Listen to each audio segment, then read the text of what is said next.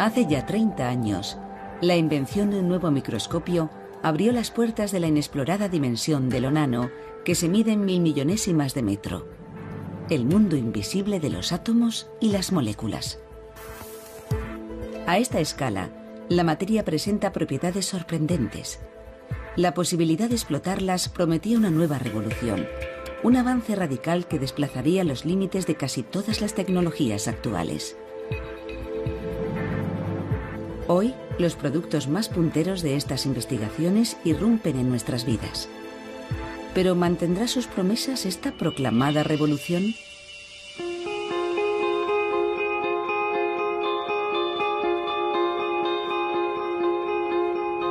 Todo comenzó en los años 80 con la invención de un nuevo instrumento, el microscopio de efecto túnel.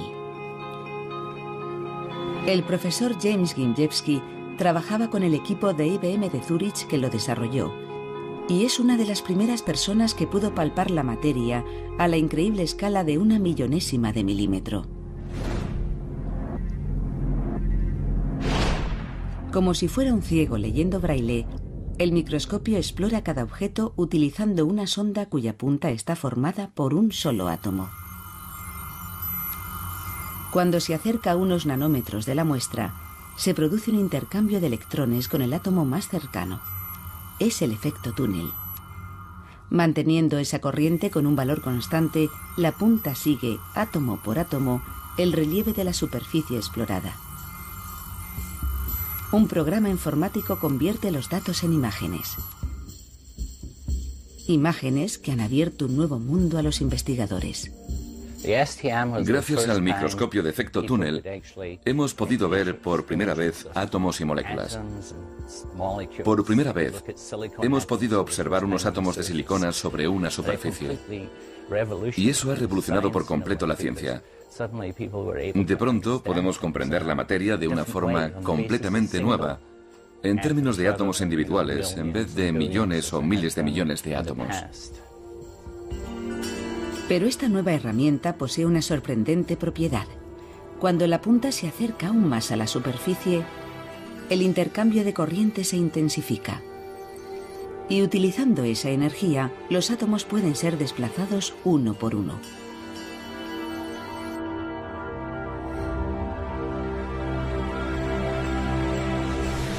El microscopio de efecto túnel también nos ha permitido tocar las moléculas y los átomos.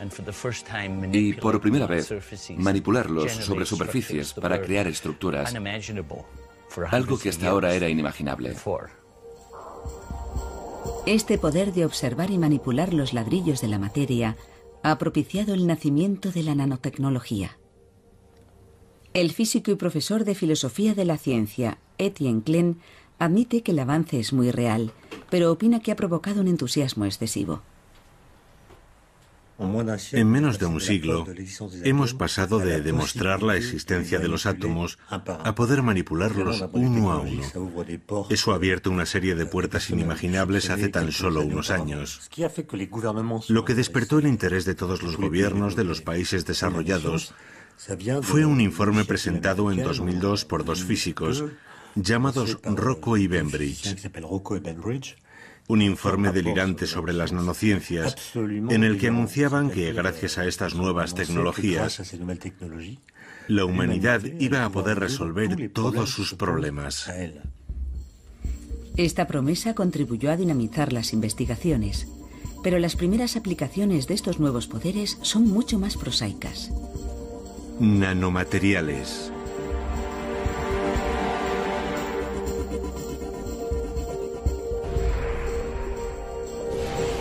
Algunas de ellas ya están entre nosotros, aunque no las veamos.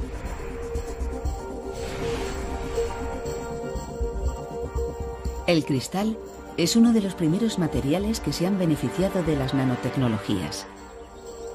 Sus cualidades como aislante térmico o sonoro lo han convertido en parte integrante de nuestra arquitectura. Pero desde los inicios de este siglo, algunos cristales tienen un pequeño plus.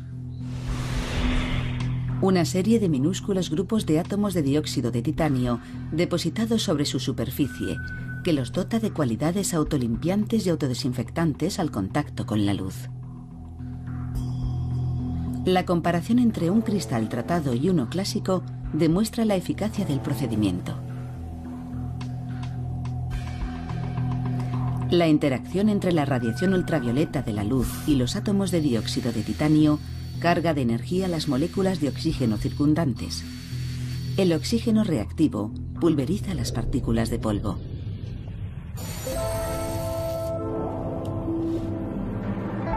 La modificación de la superficie del cristal permite además utilizar la lluvia para completar la limpieza. Sobre un cristal clásico, el agua forma gotitas. Pero sobre un cristal tratado, reacciona ante las nanoestructuras y se extiende en una fina capa. De esta forma se desliza a mayor velocidad entre el cristal y el polvo, arrastrando a este en su caída.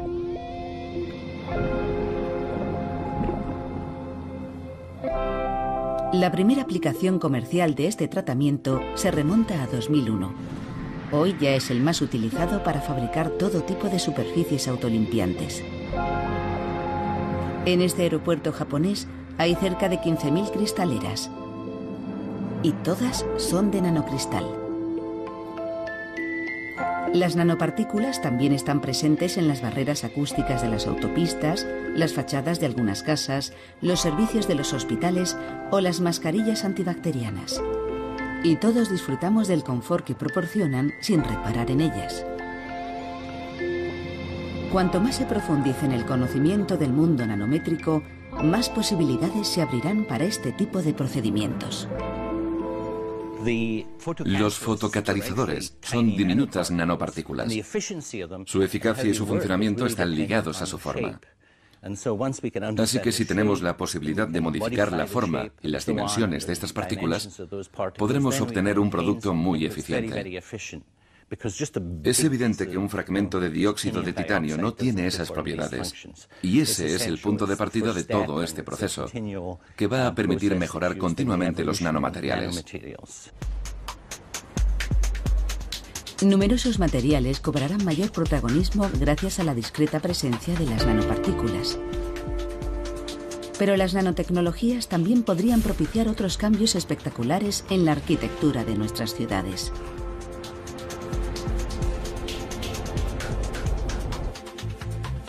En 1991, entre los residuos de un experimento en el que había utilizado un arco voltaico, el profesor Iijima descubre un material ya señalado con anterioridad en condiciones similares, pero nunca estudiado. Analizado a escala nanométrica, revela su auténtica identidad.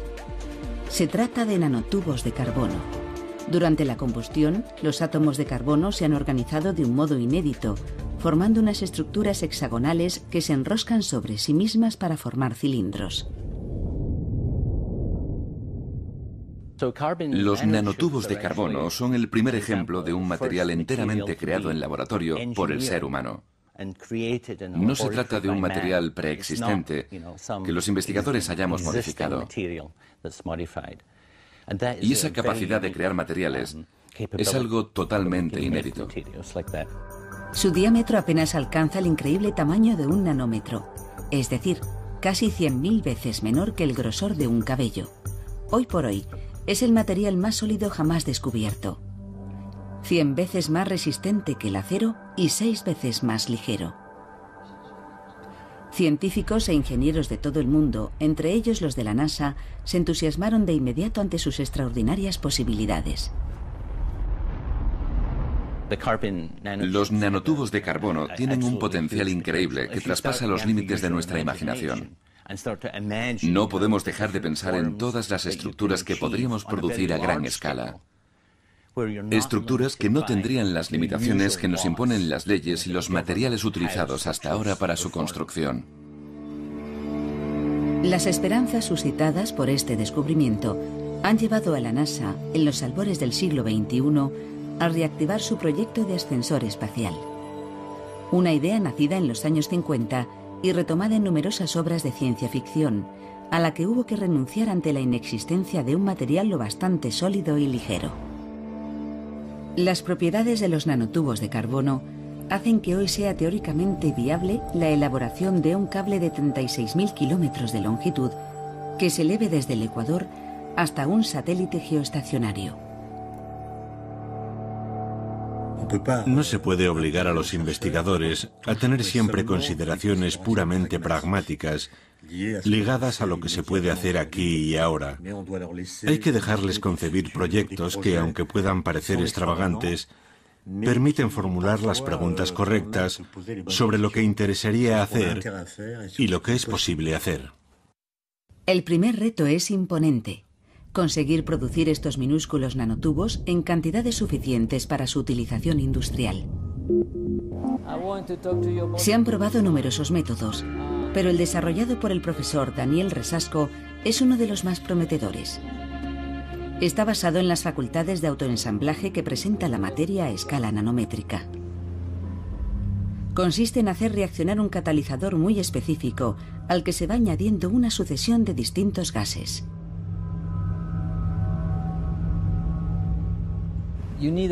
Hace falta un catalizador muy especial para producir nanotubos de carbono de pared simple. Se utiliza un primer agregado y alrededor de este agregado se forma una corona. El conjunto del nanotubo se desarrolla por autoensamblaje de los átomos de carbono a partir de esa corona. Esta capacidad de autoensamblaje de átomos y moléculas es la clave de muchos de los logros de la nanotecnología y permite contemplar la producción de nanomateriales en grandes cantidades y a un precio razonable. Conocer las leyes físicas que rigen a esta escala nos permite jugar con las propiedades de la materia y organizar de algún modo su propio crecimiento. Y así podemos generar nueva materia utilizando esas propiedades que vamos descubriendo.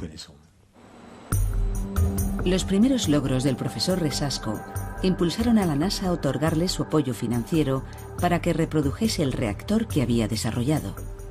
Solo que, esta vez, a una escala muy diferente. Hoy la producción de nanotubos de carbono se mantiene en el mundo a un ritmo sostenido.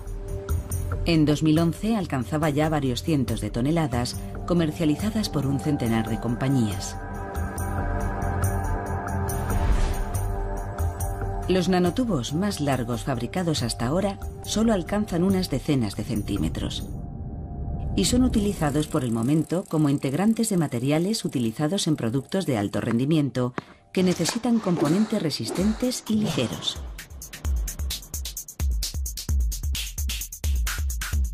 Pero a lo largo de las próximas décadas, su utilización podría revolucionar las reglas actuales de la ingeniería y la construcción. Las leyes de la construcción definen las formas arquitectónicas de nuestras ciudades, como por ejemplo el peso y la resistencia de los materiales. Introduciendo los nanotubos de carbono, verían la luz estilos arquitectónicos que hoy consideraríamos una locura. En el futuro podríamos ver edificios con formas muy alejadas de las que vemos hoy.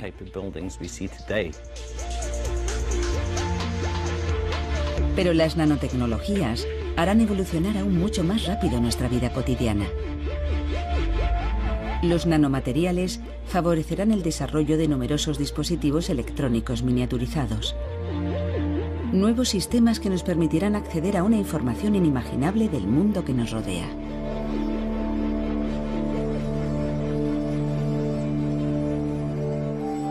Nanoelectrónica.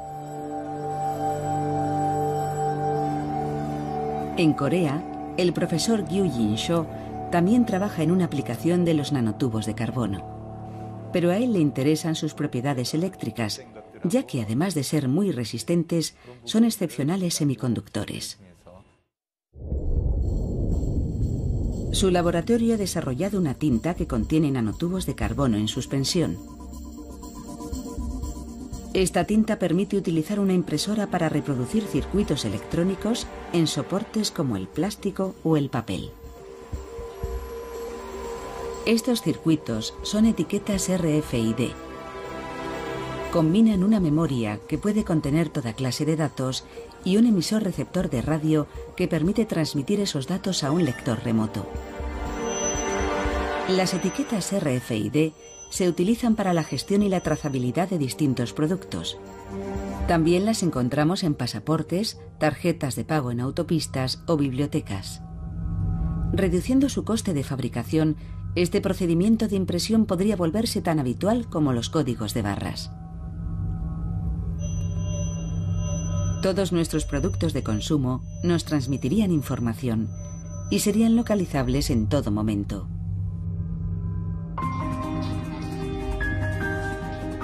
En Japón, el profesor Genki Yoshikawa trabaja en el desarrollo de un captador electrónico en miniatura que podría hacernos más receptivos a los mensajes invisibles de nuestro entorno. Este captador ilustra el espectacular cambio introducido por las nanotecnologías al concebir unas superficies ultrasensibles capaces de reaccionar ante el peso de una molécula.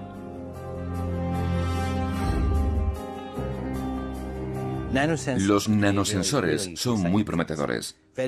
Son minúsculos y pueden captar toda clase de mensajes.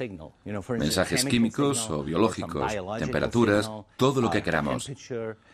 Son capaces de detectar cualquier cosa, siempre y cuando los fabriquemos correctamente. El que está desarrollando el Dr. Yoshikawa podría dotarnos de un dispositivo de detección tan selectivo y preciso como el olfato de un perro. Este posee un sinnúmero de minúsculas terminaciones nerviosas diseñadas individualmente para captar un tipo preciso de moléculas. La información combinada forma una huella única que permite al perro diferenciar los olores. El dispositivo del Dr. Yoshikawa imita ese mecanismo. Cuando sus receptores captan una molécula, señalan su presencia reaccionando a su peso. Un circuito electrónico compara la información obtenida en una base de datos. Si hoy quisiéramos verificar el grado de contaminación del aire, del agua de un río, o la pureza del agua que sale de nuestros grifos, no podríamos. O, por lo menos, sería muy difícil que lo hiciéramos nosotros mismos en nuestras casas. Pero si pudiéramos incorporar unos sensores como estos a nuestros teléfonos móviles o a nuestra ropa, tendríamos la libertad y la capacidad de controlar con detalle todo aquello que sucede en nuestro entorno cotidiano. Este sensor solo posee 8 captadores, pero ya es capaz, como un perro, de distinguir entre la huella molecular de distintas carnes.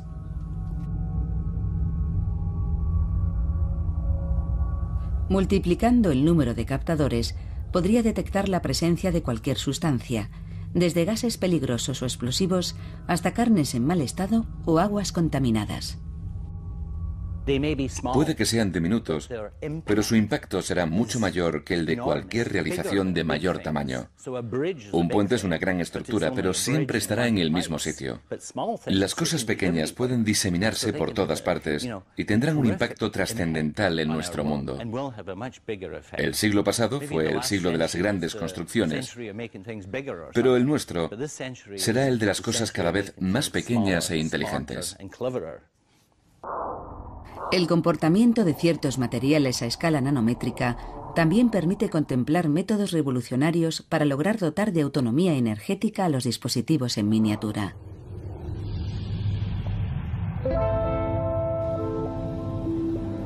En uno de sus experimentos, el profesor Son-Lin Wang descubrió que ejerciendo presión sobre nanocristales de óxido de zinc, estos producen una ínfima cantidad de corriente. Para tratar de explotar esta propiedad y obtener una mayor respuesta, colocó estos cristales en forma de largos filamentos de unos 50 nanómetros de grosor. Una fuerza mecánica muy leve basta para plegar estos minúsculos filamentos de óxido de zinc, que al deformarse generan un impulso eléctrico.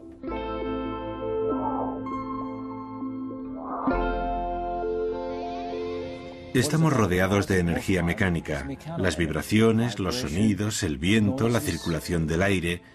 Si consiguiéramos transformar esas energías en electricidad, podríamos alimentar numerosos dispositivos. Su equipo consiguió colocar varios millones de estas nanofibras entre 2 electrodos y repitió la operación en capas sucesivas para multiplicar el efecto. Al someterse a una deformación mecánica, este ensamblaje generó un voltaje de 3 voltios, el doble que el de una pila clásica. El objetivo del profesor Wang es producir electricidad a partir de fenómenos tan sutiles como las vibraciones generadas por los movimientos de nuestro cuerpo, lo que nos permitiría alimentar todos los dispositivos electrónicos de uso habitual.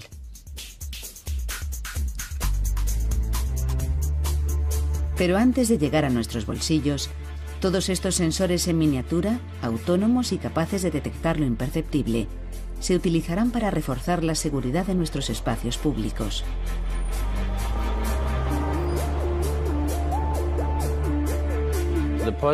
La ventaja de estos nanosensores es que pueden diseminarse por todas partes. Pueden detectar un conato de incendio, el escape de un producto tóxico o advertirnos de un comportamiento malintencionado que resulte una amenaza. Y no solo serán capaces de identificar la presencia de un peligro, sino también la forma en que se desplaza o se propaga en el conjunto de un sistema. Casi podemos imaginarnos nuestras ciudades comportándose como seres vivos, dotados de una inteligencia diseminada que cuidará de nosotros. Pero esta visión de una sociedad en la que redes de nanosensores invisibles recaban toda clase de datos no deja de plantear interrogantes. Las tecnologías de vigilancia existen desde hace mucho, como las etiquetas RFID, que no son nanométricas. La nanotecnología no hará más que aumentar la miniaturización de estos dispositivos, incrementando la capacidad de vigilancia y control. Esto nos pone en una situación ambivalente, ya que deseamos recibir ayuda en caso de peligro, pero no nos apetece que nos vigilen. Y ahí aparece esa especie de contradicción difícil de resolver. Esta ambivalencia lleva años motivando inquietantes proyecciones sobre el futuro que podrían depararnos estas tecnologías.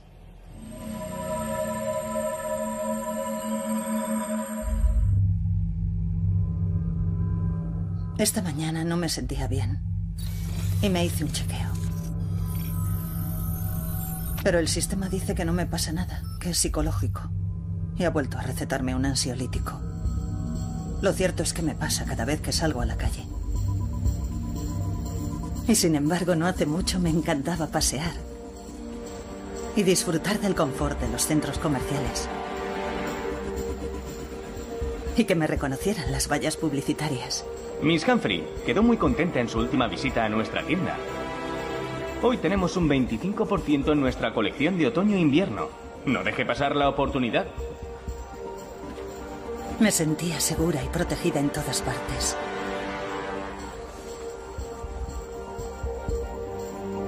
Lo siento, Miss Humphrey. Esta parte está cerrada tras el hallazgo de un paquete sospechoso. Me gustaba que el mundo pareciera girar a mi alrededor. No dude en prolongar su paseo, Miss Humphrey. Hoy la calidad del aire está en nivel azul.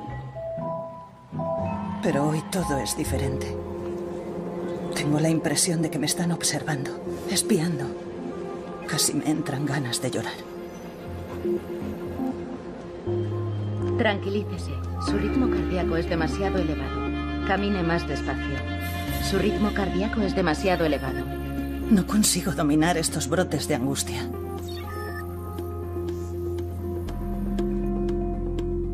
Me acuerdo del día en que todo cambió. Era un jueves. Hacía un día hermoso. El hijo de mis vecinos había vuelto a olvidarse la pelota en la calle. Cuando me acerqué, la casa me reconoció. Pero la foto que tenía de mí era de hacía 5 años. Y yo solo llevaba unas semanas viviendo allí.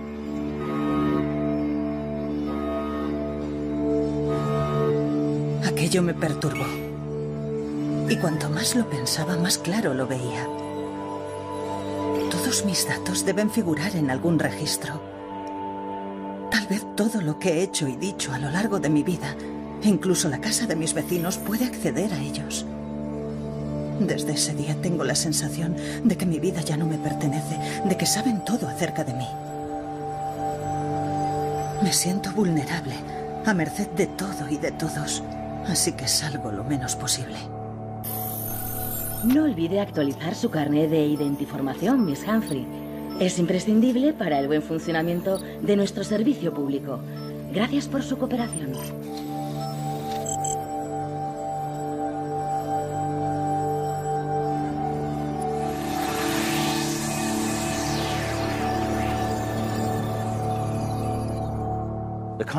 Las tecnologías modernas, como los teléfonos móviles, han redefinido por completo el concepto de vida privada. Podemos seguir creyendo que todavía disfrutamos de espacios privados, pero ya no lo son. Así que es indispensable desarrollar mecanismos de seguridad, instaurar unas reglas fundamentales para el uso de esas tecnologías y hallar una forma de garantizar que no se usarán de forma malintencionada. Es una reflexión urgente, y más cuando su desarrollo está ligado desde un principio al auge de la tecnología que más ha revolucionado todos los aspectos de nuestra vida desde mediados del siglo pasado: la informática. Nanoinformática. Los ordenadores existen desde hace 65 años. Su funcionamiento se basa en la resolución de problemas complejos mediante la descomposición de estos en una serie de sencillas operaciones lógicas ejecutadas por una catarata de transistores. La miniaturización de sus circuitos ha sido la clave de sus espectaculares progresos. Entre 1971 y 2001, el número de transistores integrados en un chip de silicio se multiplicó por 2 cada 2 años. Es la llamada Ley de Moore. Hoy, las dimensiones de estos transistores se han reducido hasta los 30 nanómetros, pero se están aproximando a un límite teórico. Por debajo de los 20 nanómetros, diversos fenómenos físicos impedirán su funcionamiento.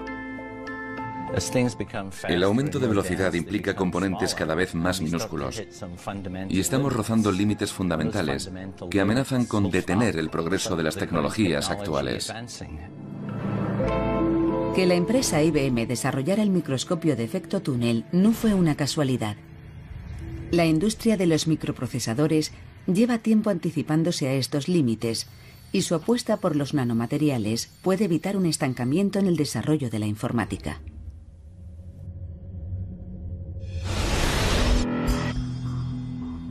En el centro T.J. Watson de IBM en el estado de Nueva York, el equipo del profesor Sung está desarrollando un nanomaterial que podría franquear las fronteras teóricas de la miniaturización y velocidad de los procesadores.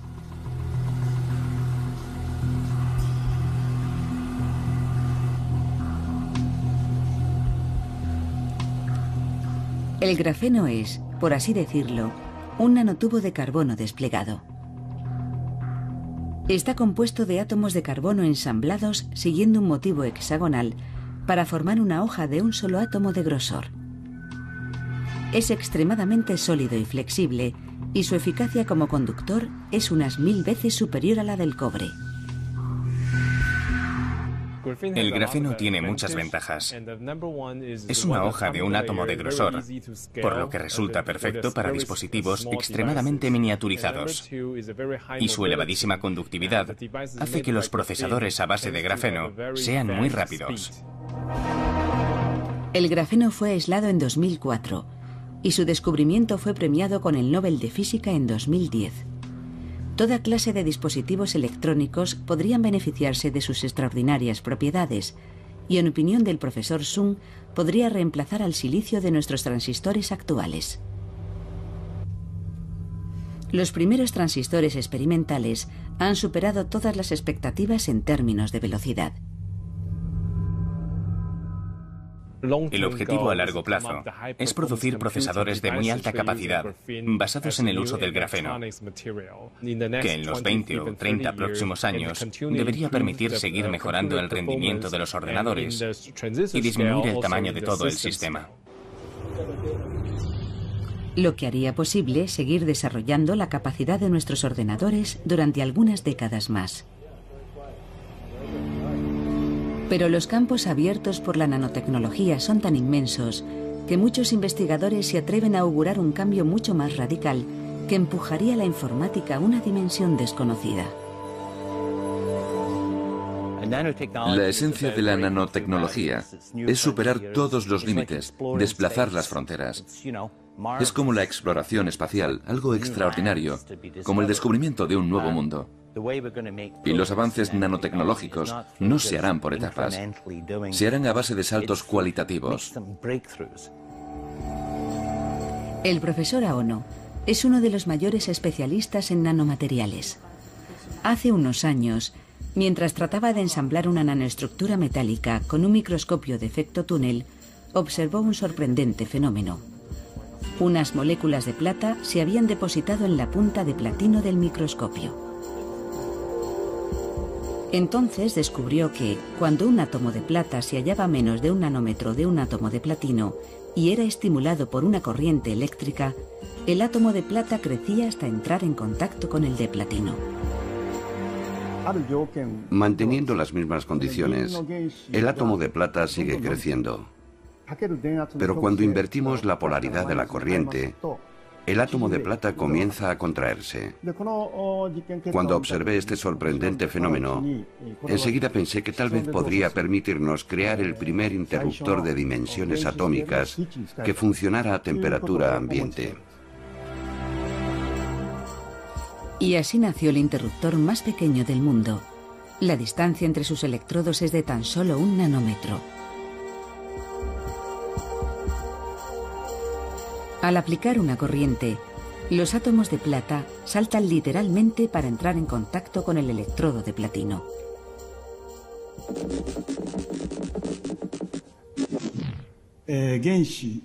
Basta con el movimiento de unos cuantos átomos para obtener la función encomendada a un interruptor. Un procesador se compone de un sinfín de interruptores. Su capacidad de cálculo y su memoria dependen de los sucesivos movimientos de encendido y apagado de todos esos interruptores. Y este increíble hallazgo hará posible la construcción de interruptores muy pequeños. Y tan pequeños, unas 1000 veces más pequeños de lo que marcaban los límites teóricos de la tecnología actual.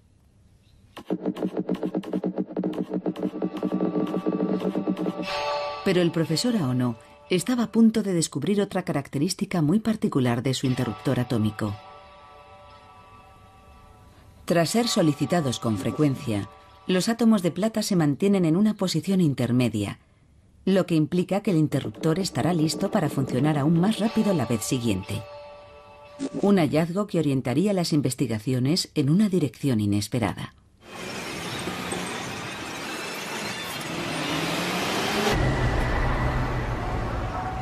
Cuando el profesor Ginjewski oyó hablar de este fenómeno, acudió inmediatamente a Japón con una idea en mente, una intuición muy en consonancia con el espíritu de la nanotecnología. Cuando me enteré de aquello, me dije, podríamos utilizar esa propiedad de otra forma. Podríamos hacer que esos interruptores cumplieran una función similar a la de las sinapsis, esas uniones entre las neuronas que hacen circular la información. El cerebro humano posee unos 100.000 millones de neuronas. Estas están conectadas en una gigantesca red y emiten y reciben mensajes eléctricos. Las conexiones entre neuronas se efectúan a través de unas uniones llamadas sinapsis. Las sinapsis tienen un comportamiento similar al de los interruptores de Aono. Las que utilizamos con mayor frecuencia se vuelven más reactivas y sensibles. Gracias a ello, los circuitos de nuestro cerebro se reconfiguran de forma constante en función de nuestras experiencias.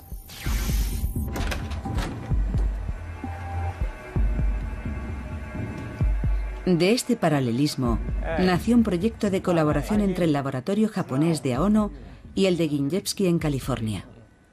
Su objetivo es utilizar el interruptor atómico como pieza básica de un sistema neuronal artificial.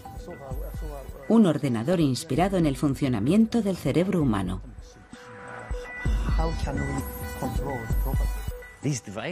Estos interruptores funcionan como si fuesen neuronas, pero ¿cómo podemos interconectarlos? Al estudiar la estructura del cerebro, observé que las neuronas están interconectadas de una forma muy densa y enmarañada. Así que me dije, vamos a intentar imitar al cerebro en la medida de lo posible. Copiar el entramado neuronal es una tarea inconcebible. Pero Ginjewski aventuró que si esta red se caracteriza por la multiplicidad de conexiones existentes entre las neuronas, esta complejidad podría bastar para que un nuevo circuito fuera automodificándose del mismo modo en que lo hace el cerebro. Una hipótesis que intentó verificar de inmediato en su laboratorio de Los Ángeles. La primera etapa consistió en crear por autoensamblaje una estructura similar a la del cerebro humano.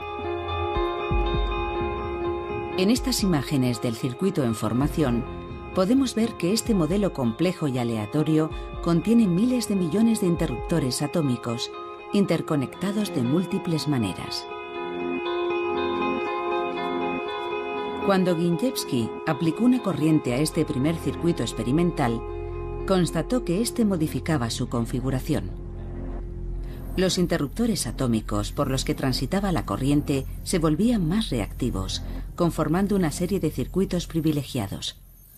El circuito evolucionaba en función de los acontecimientos eléctricos que lo recorrían, es decir, aprendía de su experiencia.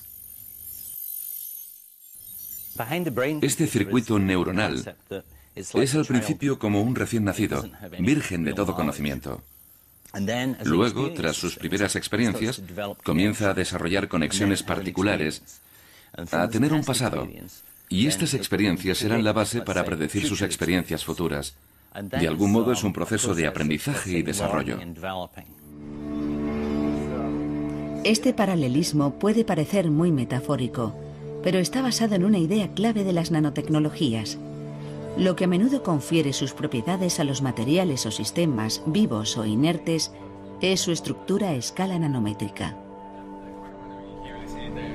Cuando observamos la escala nanométrica, es decir, el objeto de las nanociencias y las nanotecnologías, no apreciamos ninguna diferencia entre la materia viva y la materia inerte.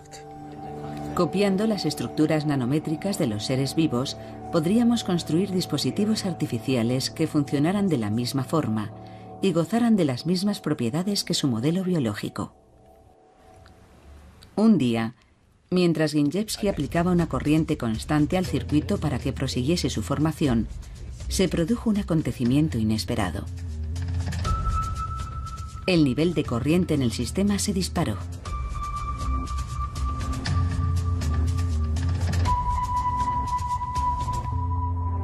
¿Qué significaba este fenómeno? Ginjewski acudió entonces a un colega investigador, el profesor Dante Chialvo, un especialista argentino en neurociencias, muy conocido por su trabajo en prestigiosas universidades. Chialvo está muy interesado en la configuración del cerebro. Muchos de sus experimentos se centran en la medición de las corrientes eléctricas que recorren las redes neuronales. Cuando pensamos en algo evocador o nos invade una emoción, también se produce en el cerebro un aumento brutal de los impulsos eléctricos.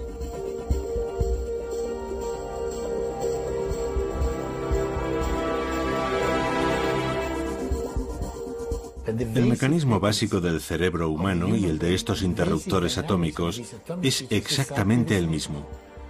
Y no es solamente una metáfora, porque las leyes físicas que rigen estos procesos colectivos son universales. Las investigaciones sobre estos circuitos neuronales todavía están en pañales, pero para el profesor Ginjewski podrían desembocar en el desarrollo de una inteligencia informática radicalmente diferente. Podrían aprender de nuestros gustos, asimilar nuestras costumbres. Y podrían convertirse en nuestros amigos, porque su experiencia sería la misma que la nuestra. Así que si pasáramos todo el tiempo con ellos, acabarían comprendiéndonos. No veremos materializarse esta intuición visionaria en este siglo, Pero gracias a las nanotecnologías, la informática proseguirá su avance espectacular. Y el papel que desempeña en nuestras vidas seguirá fomentando las previsiones e interrogantes que reflejó la ciencia ficción desde la aparición de los primeros computadores.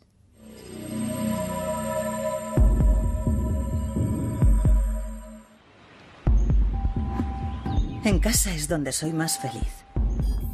Todo es tan perfecto. Además, aquí puedo hacer de todo. Es casi mi mejor amiga, siempre atenta a mis menores deseos. Es un poco mandona, pero te acabas acostumbrando. Deberías probar este postre. Te va a encantar. No está mal.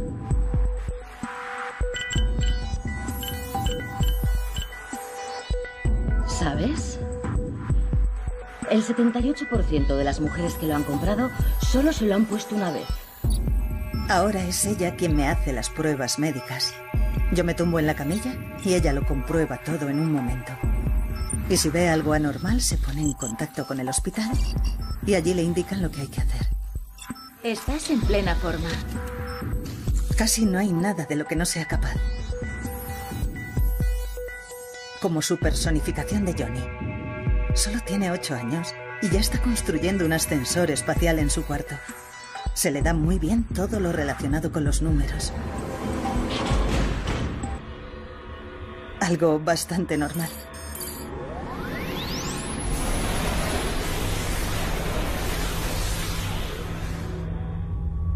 Hoy es su cumpleaños, así que le he preparado una tarta virtual que le encanta. Y solo me ha llevado 5 segundos.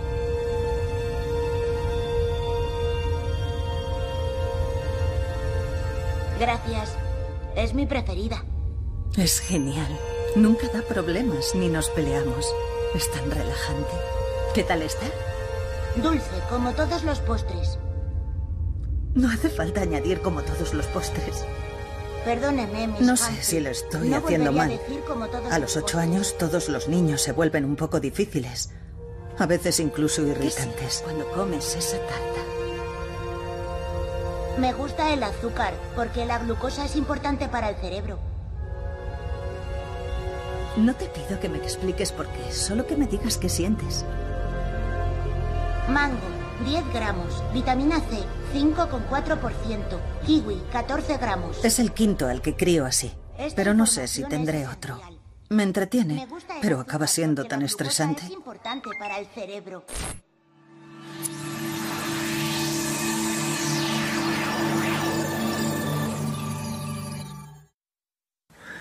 ¿Las nuevas tecnologías cambiarán las condiciones de vida del ser humano? ¿Nuestra forma de trabajar, de comunicarnos, de desplazarnos o de interactuar? La respuesta es sí. Las nuevas tecnologías cambiarán todo eso. Ahora bien, además de cambiar nuestras condiciones de vida, ¿no cambiarán también la propia condición humana? ¿Nuestra relación con la vida, con la muerte y con nuestros semejantes? Estas preguntas, planteadas en 1958 por la socióloga y filósofa alemana Hannah Arendt en La condición humana, están hoy de rabiosa actualidad. Nunca antes el desarrollo de una tecnología había suscitado desde sus inicios tantos interrogantes sobre sus posibles consecuencias. La Real Sociedad de Londres publicó un informe sobre la cuestión en 2004. Uno de sus antiguos presidentes fue después director del Trinity College de Cambridge hasta 2012, el célebre astrofísico Sir Martin Rees. No creo que haya motivos para temer una catástrofe con las nanotecnologías. Todos sabemos que una nueva tecnología comporta a la vez riesgos y ventajas. Así que hace unos años, la Real Sociedad de Londres emprendió un estudio sobre el tema.